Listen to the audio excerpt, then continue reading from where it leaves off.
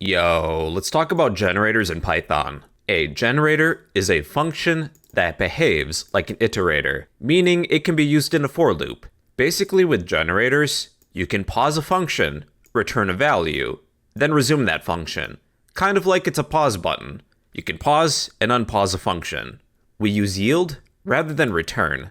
You can iterate without loading everything into memory. This is great for reading large files. Normally with a function, you use the return keyword to return something. If we return a lot of data, it can be overwhelming. But with the yield keyword, it acts more as a drip faucet. We're receiving that data one drip at a time. Let's go over an example. We'll create a function that will count. It's going to behave as an iterator, but it's not going to be a generator at first. We will define a function to count to a certain number, which we will represent as n. We'll create a list of numbers. Numbers is an empty list, and a local variable of count, which we will set to 1, because we want to start counting at 1. Within a while loop, while our count is less than or equal to the number that we want to count to, which we've stated as n, we will do the following. Take our list of numbers and call the append method. We will append the current count, and then we will increment count by 1. Count plus equals 1. This function will not be a generator quite yet. We're going to return our list of numbers. Since we're returning a list, this function would behave as an iterator, so we can use it in a loop. Let's accept some user input. We'll say number equals, call the input function, then write a prompt. Enter a number to count to. And then we do need to typecast this as a number. Let's typecast it as an integer. Now with the for loop, for every number, actually let's change this to n. I've already declared a variable as number. For every n, meaning number, in, now we'll call this function of count to, then pass in a number, our number variable.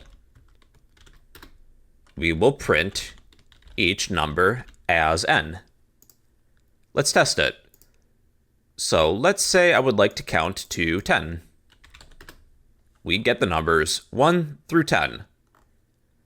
This function, it's behaving as an iterator. We can use it in a for loop.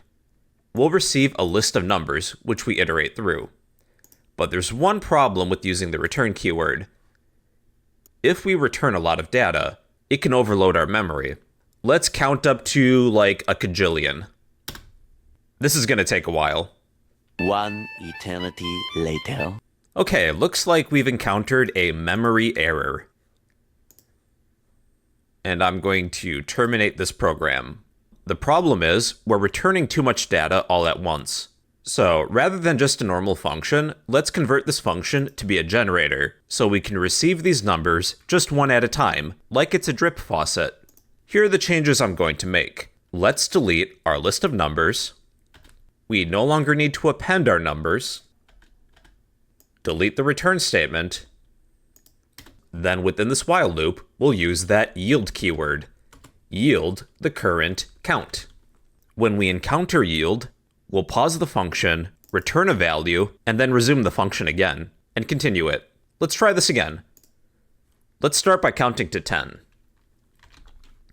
Seems to work the same. Now let's count to like a cajillion again. Well, we can actually see the results. They're incrementing one at a time. But it's still going to take forever though, but you can at least see the results. Let's go over another example. We're going to read a file using a generator. We'll need some test text to work with. Let's create a text file. Just for some text to work with, I'm going to pull up on Wikipedia the Lord of the Rings, but pull up a page that interests you. I just need some sample text. I'm going to copy the description of this book. That's good enough. All right, I'm going to copy it. And then somewhere on my computer, I'll choose my desktop for convenience. I'm going to create a new text document. I'll name it test. And this is a txt file.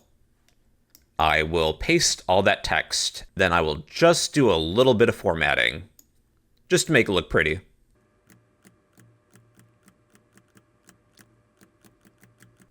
All right, that's good enough for now. I'm going to copy this file location. We'll need it later. Right-click, go to Properties, copy this location. All right, let's get back to this. We'll create a generator to read a file. Define a function of read file. We'll pass in a file path. To read a file, you can use with, call the open function, pass in the file path. Name it as file. For every line in my file, we will use the yield keyword, access line, then call the strip function. The strip function removes any unwanted characters from the beginning and the end of a string. And that is our generator function. Let's create a variable of file underscore path equals, within a string, paste that file location, then include the file name, including the extension. My file was test, and the extension was txt. And then I'll want to be sure to use double forward slashes.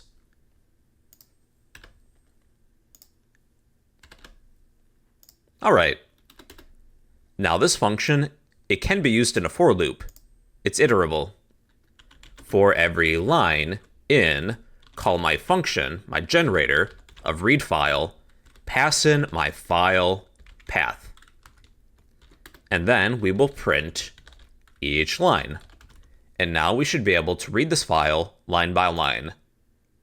There we go. Here's the Wikipedia page for The Lord of the Rings. Now it's still a small file, so a generator probably wasn't necessary, but if it was larger, well then a generator would work perfect. But that's how to use a generator to read a file. All right, everybody, those are generators in Python. They're functions that behave like an iterator, meaning they can be used in a loop. You pause a function, return a value, then resume. One of the main benefits is that you can iterate without loading everything into memory, such as reading large files. And well, everybody, those are generators in Python.